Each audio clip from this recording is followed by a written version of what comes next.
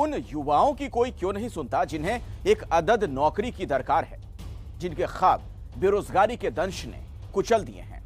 Party कोई भी हो, सत्ता में आने से पहले हर कोई रैलियों में बेरोजगारी बेरोजगारी चिल्लाता है, लेकिन सरकार में आने के बाद बेरोजगारी की कोई भी सुध नहीं लेता। आज हम आपको गोवा का हाल दिखाने वाले हैं, जहां कुछ ही दिनों में चुनाव है। सवाल यह है, गोवा के लोग वोट डालते वक्त क्या बेरोजगारी के मुद्दे को जहन में रखेंगे? हमें तो आसानी से नौकरी नहीं मिलती है। इन लोगों में हर 2 बंदे बेरोजगार है आज गोवा में। इंडस्ट्री तो आ रही है, लेकिन युवाओं के लिए, गोवा के युवाओं के लिए उधर काम नहीं मिलती। जितना भी करना कर सके उतना सब कुछ सरकार ने किया है। रोजगार हर इंसान की जरूरत होती है और इसी से घूमता है जिंदगी का पहिया। और इस पहिए को घुमाने की गारंटी सियासी दल चुनाव के वक्त जरूर देते हैं, लेकिन चुनाव खत्म होने के बाद शायद इसे भूल जाते हैं। जानकारी के मुताबिक गोवा में जो रोजगार की दर है वो पहले यानी 5 साल पहले की मैं बात कर रहा हूँ 50% थी, जो अब गिरकर 32% पर आ गई है। आसान शब्दों में अगर समझे तो गोवा में हर दूसरा व्यक्ति के पास पहले नौकरी थी, अब 3 में से 1 व्यक्ति के पास ही नौकरी बची है। यानी गोवा में नौकरियां बढ़ने की बजाय घट गईं। 21 साल के रोमेल ने जब 12वीं की परीक्षा फर्स्ट क्लास में पास की तो सोचा था कि सरकार में लोअर डिवीजन क्लर्क की नौकरी मिल जाएगी और उस नौकरी से होने वाली कमाई से वो आगे की पढ़ाई पूरी करेंगे। लेकिन नौकरी मिली नहीं, इसीलिए उन्हें मजबूरी में नींबू पानी का ठेला लगाना पड़ा। गोवा में तो आसानी से नौकरी नहीं मिलती है और गोवा में मेन ये है कि अगर आपको गवर्नमेंट जॉब चाहिए तो आपका कोई रिलेटिव रहना चाहिए अपना एमएलए के सपोर्ट में और अपना सीएम के सपोर्ट में। यहाँ के लोग ऐसा है कि पैसे दो और गवर्नमेंट जॉब ले जाओ। बिकती है गवर्नमेंट जॉब यहाँ पे। आपके हुनर पे आपको गवर्नमेंट जॉब नहीं देंगे कि अब आप 15वीं ग्रेजुएट पास हो, आपने इतना पढ़ाई की, उस पर कुछ नहीं रहता है।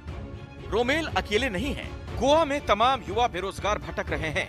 इन लोगों का कहना है कि समस्या सिर्फ सरकारी नौकरी की नहीं, सरकार ने किसी भी क्षेत्र में नौकरियां बढ़ाने के लिए कोई ठोस कदम नहीं उठाया।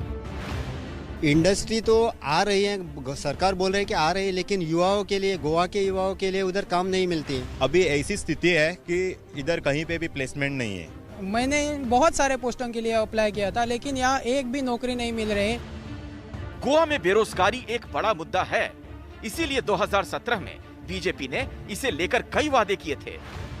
बीजेपी के घोषणा पत्र में 5 साल में 50,000 नौकरियां देने की बात कही गई थी।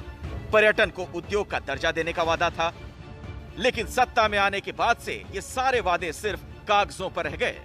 अनएम्प्लॉयमेंट अलाउंस 4,000 ऐसा फॉर्म लेके भरते थे इलेक्शन टाइम। एक नया पैसा आज तक एक स्टूडेंट या कैंडिडेट के जेब में नहीं गया। रोजगार की हो, गवर्नमेंट जॉब हो, बाकी का गवर्नमेंट का जो चीफ मिनिस्टर रोजगार योजना हो, अदर स्कीम हो, उसके माध्यम से जितना भी करना कर सके उतना सब कुछ सरकार ने किया है।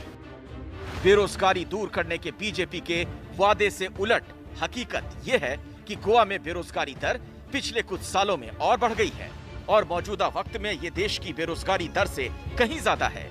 गोवा की ये स्थिति इसलिए भी चौंकाने वाली है क्योंकि यहाँ पर्यटन क्षेत्र में ही काफी रोजगार पैदा करने की संभावनाएं मौजूद हैं। फिर एक बार चुनाव सर पर है और राजनीतिक पार्टियां अपने वादे के पिटारे को खोलती दिखाई दे रही है। आम आदमी पार्टी के अध्यक्ष और दिल्ली के मुख्यमंत्री अरविंद केजरीवाल ने गोवा की जनता से वादा किया है कि अगर राज्य में उनकी सरकार आती है तो वो हर घर के युवा को नौकरी देंगे। गोवा से संवाददाता रौनक कुकड़े की रिपोर्ट।